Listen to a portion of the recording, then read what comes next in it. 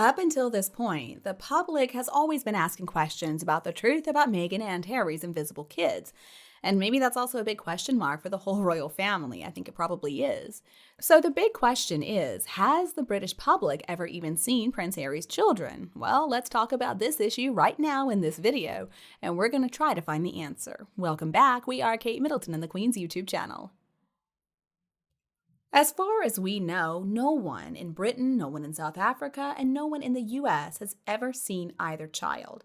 Now, Meghan claimed that Archie was born at the Portland Hospital in London, but the hospital has denied that. And then Invisibed was allegedly born at a very fancy clinic in LA and was delivered by the top doctor who owns the clinic. But again, there's a lot more confusion because the doctor has said that she in fact did not deliver Invisibed, she just helped.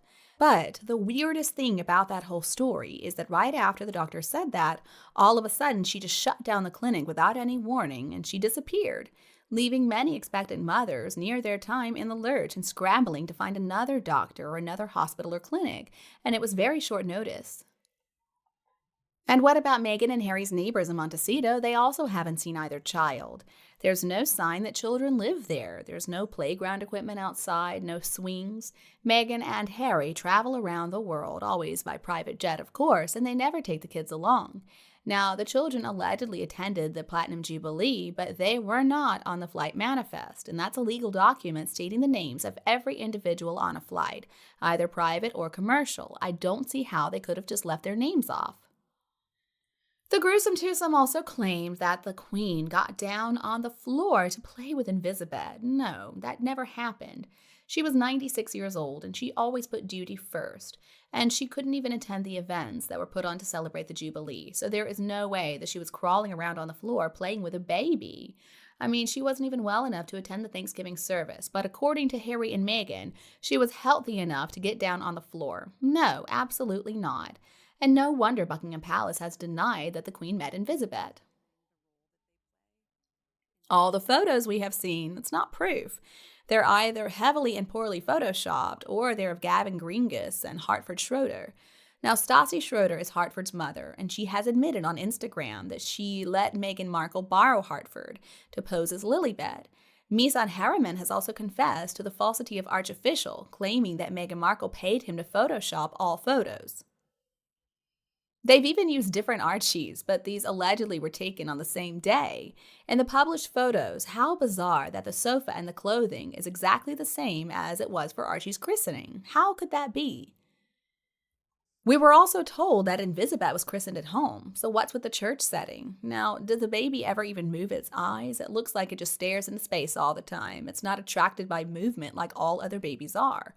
And as for that hand on Meghan Markle's arm, it looks deformed. It looks like a foot, if you ask me. If these kids are real, why did Harry say on the day that Archie was born that he had changed so much in 2 weeks? And why does he get so pouty, so upset whenever anybody asks about the kids? For example, let's take the Fosters. Harry and Meghan were enjoying dinner with the Fosters in Montecito, and the waitress overheard David Foster ask Harry and Meghan about Archie, and Harry's reply was, "Don't even go there." Why would he say something like that? It's just bizarre. I mean, think about all the people you know with young kids. I mean, they are more than willing to talk about their kids. Usually, in fact, they won't shut up and they want you to look at all the photos of them, but not Harry and Meghan. And then the same thing happened when Rebel Wilson met Meghan. Meghan was not very friendly, especially when Rebel's mother asked Meghan where the 2 children were. So why was she acting like that? I mean, she could have just answered the question. It could have been a short but polite answer, something like, oh, they're with their nanny or whatever. It seems like Meghan only wants to discuss the kids at specific times, when it suits her, when she already has scripted what she wants to say. And it looked like Harry didn't know what to say during an interview for Heart of Invictus. Now, he was asked, "What do you do, Harry?" And then a little pause before Harry's answer was, "What do I do? On any given day, I'm a dad of 2 under 3-year-olds. Okay, Harry." Such a weird answer, and it also shows that Harry doesn't even know how old his kids are. Archie is supposedly 4.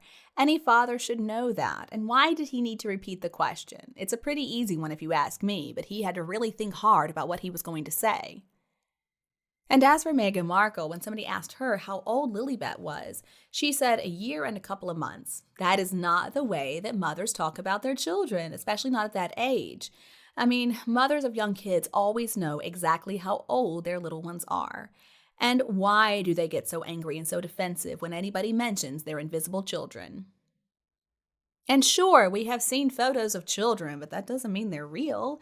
It looks to me like they're either Bryn Gringis' son or Stassi Schroeder's daughter, or maybe child models that they've taken from posters and catalogs and then just photoshopped into the picture. So I think it's safe to say that nobody has ever seen either Carparkle child. And if Meghan had real children, she would use them as much as she could. She would merch them, she would use them as accessories. So I really do not believe they exist. And if Meghan Markle could get pregnant, well, folks, that would have been a miracle because, according to sources, she already had a hysterectomy. And it was her own father who said that, by the way. So Meghan loves to tell us that she's 43% Nigerian. She's half black, I guess. But when they show photos of the photoshopped children, they're always white with red hair.